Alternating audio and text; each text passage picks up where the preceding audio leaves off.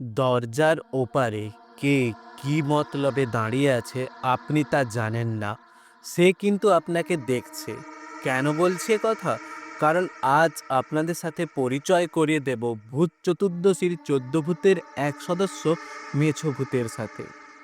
এরা সাধারণত যে পুকুর ডোবা নদীতে মাছ বেশি পাওয়া যায় তার আশেপাশের গাছেই বাস করে। মেছোভূত মাছটাই বেশি খায়, তাই এদের থেকে বিকট আশাতে গন্ধ বের হয়। কোনো পথিক মাছ নিয়ে গেলে নানা কৌশলে ভুলিয়ে মাছ চুরি করতে চায় এরা। তা সম্ভব না হলে পথিকের মৃত্যু নিশ্চিত। মাছ দেখলে বা গন্ধ পেলে লোভ সংবরণ করতে পারে না। রাতের অন্ধকারে মাছের আশায় গৃহস্থের আনাচে কানাচে ঘুরে বেড়ায়। প্রায় অদৃশ্য ছায়ার মতো হয়ে রান্নাঘরে ঢুকে মাছ চায়, কখনো নিজেই চুরি করে নিয়ে যায়। মেছবুত শুধু গৃহস্থের মাছ চুরি করে না, জেলেদের মাছও চুরি করে নৌকা থেকে।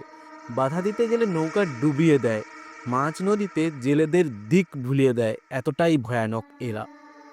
সন্ধ্যের পর বাজার থেকে মাছ নিয়ে আসছেন, খেয়াল করেছেন তো মাছের সঙ্গে আষাঢ়ে গন্ধযুক্ত ছায়াকে সাথে আন।